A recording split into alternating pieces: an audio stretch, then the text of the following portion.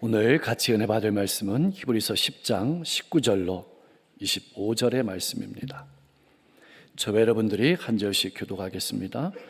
그러므로 형제들아 우리가 예수의 피를 힘입어 성소에 들어갈 담력을 얻었나니 그 길은 우리를 위하여 휘장 가운데로 열어놓으신 새로운 살 길이요 휘장은 곧 그의 육체니라. 또 하나님의 집 다스리는 큰 제사장이 계심에 우리가 마음의 뿌림을 받아 악한 양심으로부터 벗어나고 몸은 맑은 물로 씻음을 받았으니 참 마음과 온전한 믿음으로 하나님께 나아가자. 또 약속하신 이는 믿으시니 우리가 믿는 도리의 소망을 움직이지 말며 굳게 잡고 서로 돌아보아 사랑과 선행을 격려하며 25절 모이기를 패하는 어떤 사람들의 습관과 같이 하지 말고 오직 권하여 그날이 가까움을 볼수록 더욱 그리하자. 아멘. 우리 신앙인들의 아픔은 예수 그리스도께서 얼마나 위대한 분이신지 제대로 알지 못하고 신앙한다는 데 있습니다. 주님께서 얼마나 큰 능력과 위로와 소망을 주시는 분인지 제대로 알지 못하는 것이 우리 신앙인들의 아픔입니다. 어떻게 살아가는 것이 그리스도인으로서 잘 사는 것인지 알지 못하는 것이 아픔입니다. 그래서 구원은 예수로 받았는데 살아가는 것은 자신의 능력과 힘에 의존해서 살아가는 신앙인들이 너무나도 많습니다. 여기에 실망과 좌절이 있습니다. 분노와 슬픔이 있습니다. 신앙의 아픔이 있는 것입니다. 본문은 예수님을 믿는 것이 얼마나 복된 일인가를 우리에게 잘 말씀해 주고 있습니다. 믿는 것이 어떤 자부심과 소망을 가지고 살아갈 수 있는지를 우리에게 알려주는 말씀입니다. 태초부터 하나님은 우리를 향한 놀라운 구원의 역사를 계획하셨습니다. 독생자 예수님은 십자가의 보혈로 그 구원을 이루셨습니다. 그리고 성령님은 예수님께서 십자가에 이루신 그 놀라운 구원을 날마다 우리에게 적용시키십니다. 구원의 열매를 나타내게 하시는 겁니다. 우리 신앙인의 능력과 위로와 소망은 오직 예수님의 보혈입니다. 성도는 예수님의 보혈로 말미암아 죄에서 깨끗함을 입었습니다. 이 말은 언제든지 자유롭게 하나님 앞에 나아갈 수 있는 길이 열렸다는 뜻입니다.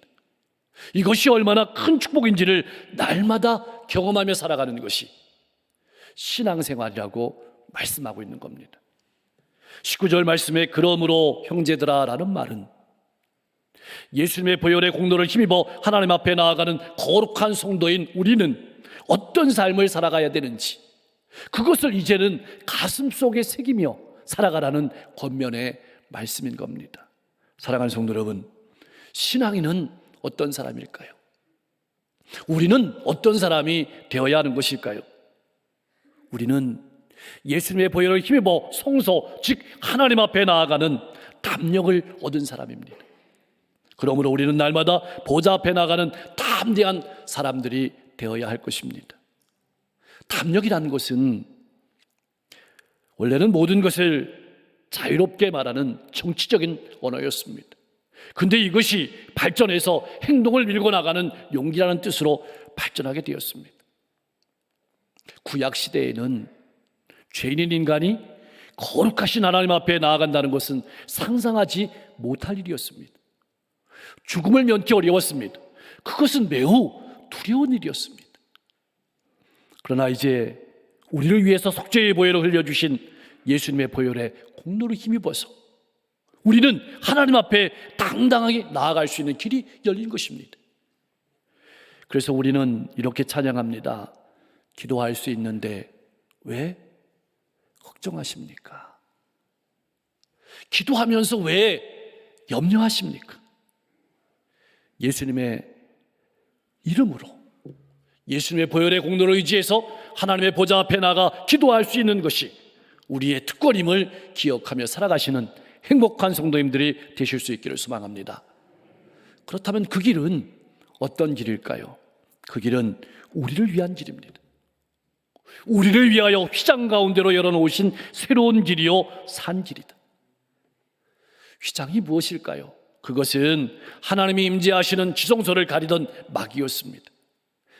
근데 그 막이 열렸습니다. 원래 그 막은 1년에 한 번 대제사장이 자신과 민족의 죄를 짊어지고 한 번 들어가서 예배하던 곳이었습니다. 그런데 그 막을 예수님께서 열어놓으셨습니다. 열어놓으셨다는 말은 봉헌하였다, 시작하였다는 뜻입니다.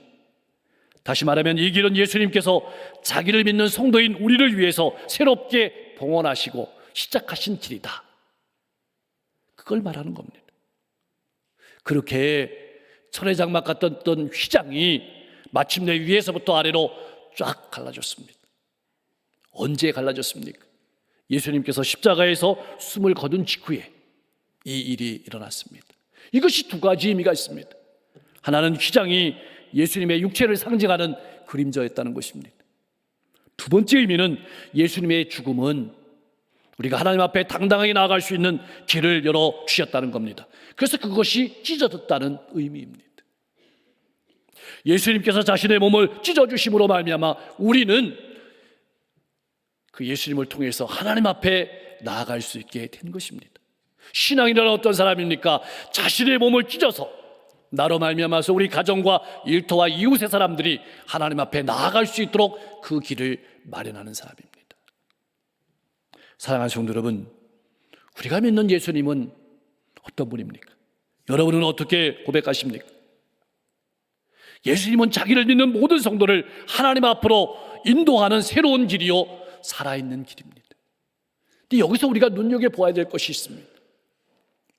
길이라는 말은 단순히 우리 눈에 보이는 길이라는 의미를 넘어섭니다. 그것은 방식을 의미합니다. 삶의 방식을 의미합니다. 다시 말하면 이제부터는 예수님이 우리의 삶의 방식이 되어야 한다는 겁니다. 나는 어떻습니까? 나의 삶의 방식은 무엇입니까? 나의 가치 기준은 무엇입니까? 예수님입니까? 아니면 내 욕심과 내 자랑과 내 증거입니까? 또한 그 길은 새로운 길입니다. 전혀 새로운 삶의 방식이라는 뜻입니다. 어떤 방식입니까? 내가 죽고 다른 사람을 살리는 길이라는 뜻입니다. 그것이 우리가 걸어가야 될 길입니다. 내가 죽고 예수로 살아가는 삶의 길입니다. 그러기에 예수님께서는 제자들에 대해서 죽음에 대해 염려하지 말라고 말씀하시면서 이렇게 위로하셨습니다. 요한복음 14장 6절의 말씀입니다. 우리 같이 한번 읽어보겠습니다.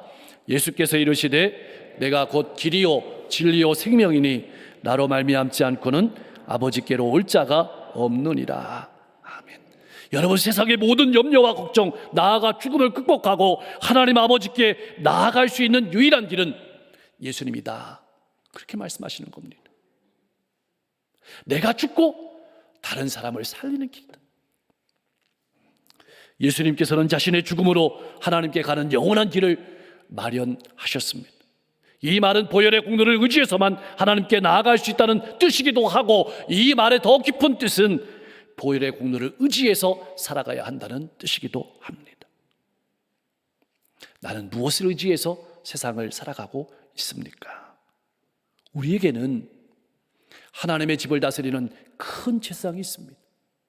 하나님의 집은 교회를 말합니다. 그 교회는 예수님이 다스리고 계십니다. 주님께서는 그 교회를 하나님의 살아있는 말씀과 성령으로 통치하시고 주관하실 뿐만 아니라 우리를 위해서 지금도 기도하고 계시는 분입니다. 이런 어마어마한 제사장이 우리와 함께 하십니다. 우리를 다스리십니다. 우리를 지키십니다. 우리를 인도하십니다. 구약의 대제사장들은 1년에 한 차례 하나님 앞에 나아갔습니다. 반복적으로 나아갔습니다.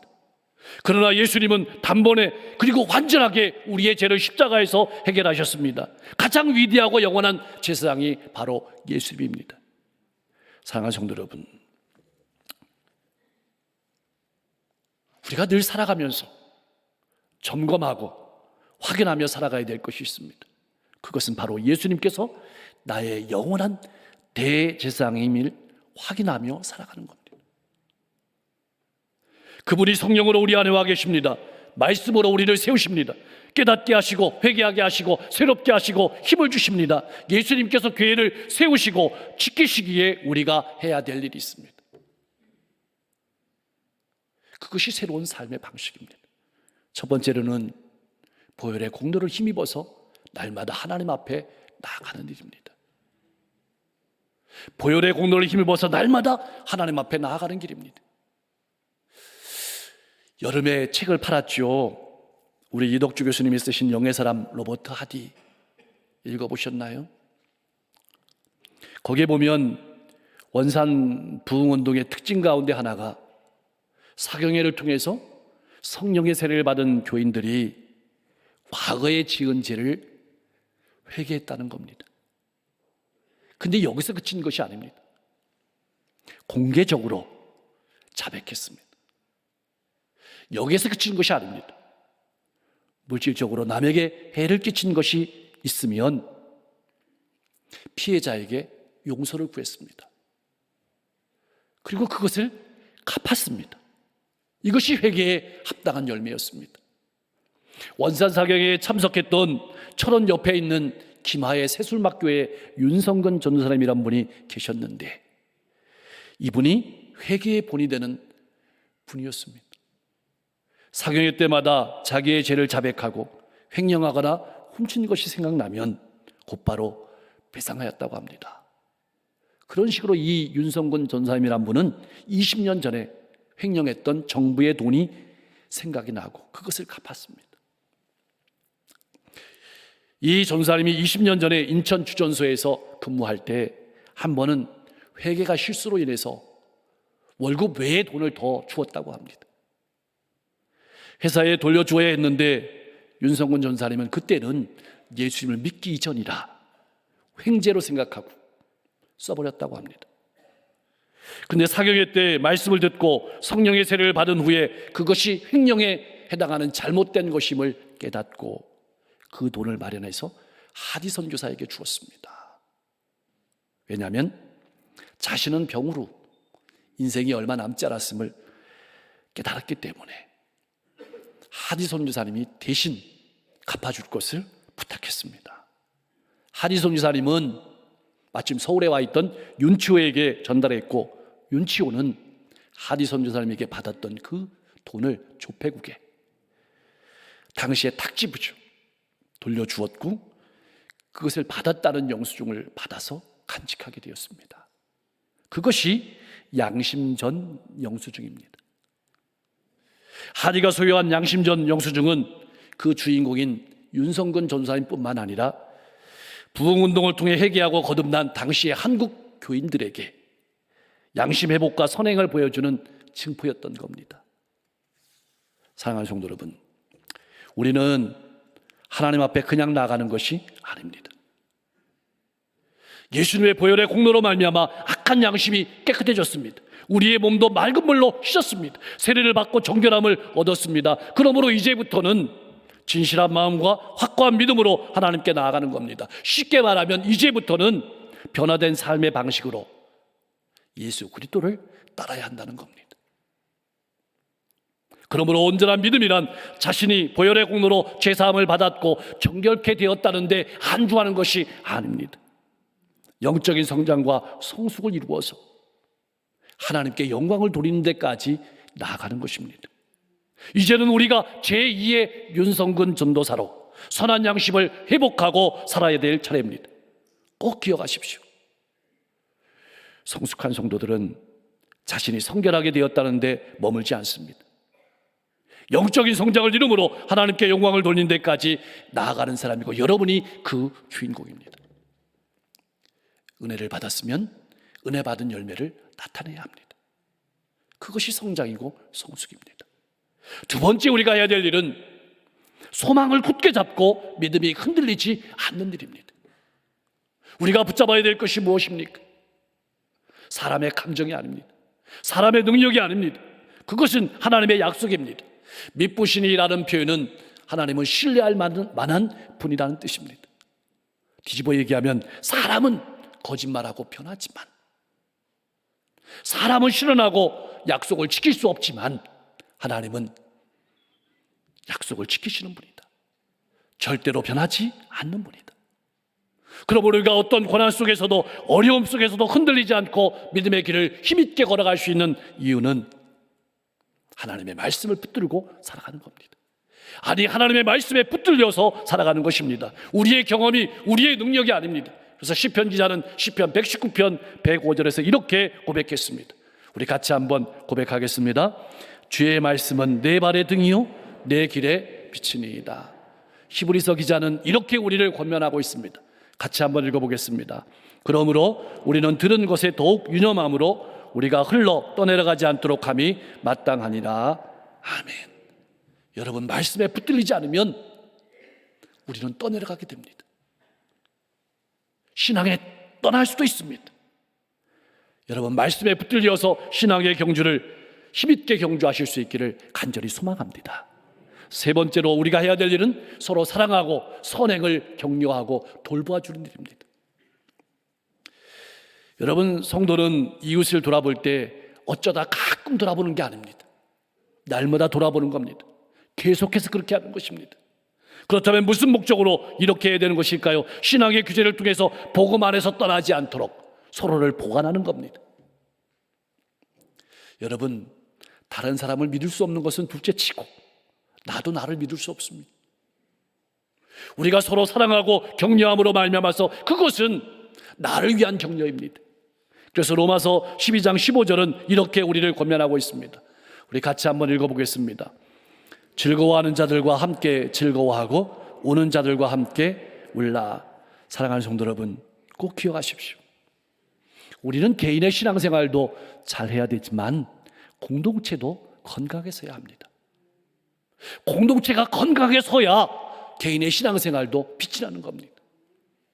하늘의 시민권을 가지고 이 땅에서 쉽지 않은 삶을 살아가는 성도들은 사랑과 선행을 서로 격려하면서 서로를 돌아보아야 합니다. 우리는 같은 믿음, 같은 소망을 가지고 같은 예수님을 따라 하나님 아버지께로 나아가는 하늘 동지임을 잊지 마시고 살아가실 수 있기를 소망합니다. 네 번째로는 모이는 것을 중단하고 포기하지 말아야 합니다. 성경은 우리에게 마지막 때를 이야기하고 있습니다. 마지막 때의 특징이 무엇입니까? 모이기를 중단하는 겁니다. 모이기를 피하는 겁니다. 마지막이 점점 가까워지고 있죠. 여러분, 모임을 포기하는 것은 성도 상호 간의 사랑과 선행을 격려하지도 못하게 합니다. 서로를 무관심하게 만듭니다. 이기적인 신앙으로 만들어버립니다. 그래서 교회가 흔들리는 겁니다. 쉽게 낙심하고 쉽게 절망하고 부정적인 말이 내 입에서 마구마구 튀어나오는 겁니다. 여러분, 우리는 서로를 권고함으로써 모이기를 힘씀으로써 신앙의 나태를 극복할 수 있습니다. 배교를 경계하며 살아갈 수 있습니다. 화로 안에 있는 숯불은 모여야 온기를 유지할 수 있습니다.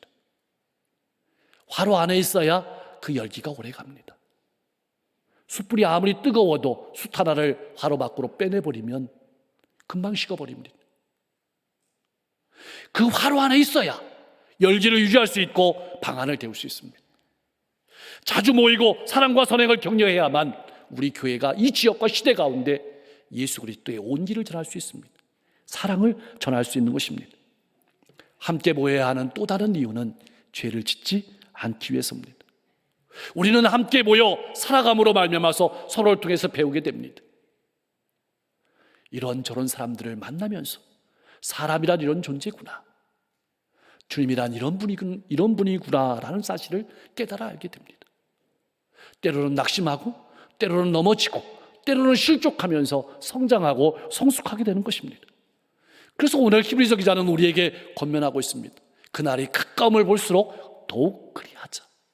더욱 모이기를 힘쓰고 더욱더 사랑과 선행을 격려하며 서로를 지켜보자.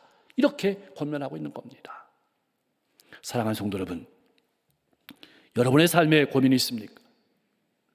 여러분의 삶에 어려움이 있습니까? 여러분의 삶에 핍박이 있고 아픔이 있고 외로움이 있습니까? 주저앉아 있지 마시고 보혈의 공로를 의지해서 담대히 하나님 앞에 나아가, 보좌 앞에 나아가 기도하는 삶을 살아가실 수 있기를 소망합니다. 이제는 내 욕심과 내 자랑이 기준이 되는 삶이 아니라 예수 그리스도가 내 삶을 통해서 나타나는 하나님께 영광 돌리는 삶을 살아가시는 여러분과 제가 될 수 있기를 소망합니다. 날마다 영적인 성장과 성숙을 이루어서 하나님께 영광을 돌리는 데까지 나아가십시오. 말씀에 붙들려 살아가십시오. 사랑과 선행을 격려하며 살아가십시오. 모이기를 힘쓰며 살아가십시오. 그렇게 사랑과 선행을 격려하며 뜨거운 신앙생활로 다시 오실 주님을 기다리며 다시 오실 주님을 맞이할 수 있는 우리 모든 성도님들이 되실 수 있기를 주님의 이름으로 간절히 축원합니다. 기도하겠습니다. 하나님 아버지, 내 힘과 능력에 의존해서 살아가는 신앙이 아니라 예수님의 보혈의 공로를 힘입어 보좌 앞으로 나아가 기도함으로 하나님께서 주시는 힘으로 살아가는 신앙인 되게 하여 주옵소서. 내 욕심과 자랑을 이루는 신앙이 아니라 주님을 나타내고 주님을 보여주는 삶을 살아가는 신앙인 되게 하여 주시옵소서. 내가 죽고 다른 사람을 살리는 삶이 되게 하여 주시옵소서. 입술의 고백으로 그치는 신앙이 아니라 삶으로 변화를 받아 열매를 맺는 데까지 나아가 하나님께 영광을 돌리는 신앙이 되게 하여 주시옵소서. 하나님의 말씀에 붙들리어 흔들리지 않는 믿음의 삶을 살게 하시고 모이기를 힘쓰므로 믿음을 지키고 사랑과 선행으로 서로를 격려하며 뜨거운 신앙생활로 주님을 맞이할 수 있게 하여 주시옵소서. 다시 오실 주님을 바라보며 부끄러울 것이 없는 신앙인으로 서게 하옵소서. 12월이 우리 눈앞에 있습니다. 남은 11월 한 달도 하나님의 은혜와 사랑 가운데 잘 마무리하고 12월 더욱더 영육이 건강한 삶이 되게 하옵시며 주님의 향기를 드러내는 복된 믿음의 일꾼들 되게 하옵소서. 특별히 성도들의 가정을 축복하실 때 자녀를 축복하시고 부모를 축복하여 주옵소서. 자녀는 부모님을 사랑하고 존경하고 존중하게 하시고 부모는 자녀를 사랑하고 하나님의 말씀으로 잘 양육하게 하옵소서. 성도들의 직장생활이 행복하게 하시고 성도들의 사업장이 흥황하게 하시고 특별히 우리 모든 성도들의 가정이 인가기도 되게 하옵소서. 병석에서 아파하고 신음하는 환우들, 외로움 가운데 아파하고 고통하는 환우들, 하나님 친히 그 자리에 그 침대에 그 인생 가운데 신방하셔서 고쳐 주옵소서. 깨끗하게 하여 주시옵소서. 새롭게 하여 주시옵소서. 힘있게 하여 주시옵소서. 마음의 기쁨을 주시옵소서. 행복을 주시옵소서. 이 민족이 복음으로 통일되게 하시고 세계가 무기를 내려놓고 평화하게 하옵소서. 어려운 시대적 흐름 속에서 우리 교회가 선교적 사명을 잘 감당하게 하시고 우리 교회에 맡겨진 십자가를 감당하며 한 걸음 한 걸음 나아갈 수 있도록 힘주시옵소서. 크리스마스 트리 점등식을 통해서 강릉의 성탄의 빛을 환하게 비추게 하시고 강릉의 300여 교회, 이 땅의 6만 교회가 다시 한번 힘을 얻어서 세계 열방을 향해서 복음의 빛을 밝힐 수 있도록 역사해 주옵소서. 선교사님들의 발걸음을 힘있게 하셔서 저들이 가는 곳마다 복음으로 온 세상 열방이 주님께 돌아오게 하시고 한 주도 하나님의 은혜와 사랑을 성도들의 가슴 속에 가득 부어주셔서 우리 성도들의 삶을 통해서 주님의 향기가 지역과 시대 가운데 흥황되게 하여 주시옵소서. 예수님의 이름으로 간절히 기도하옵나이다.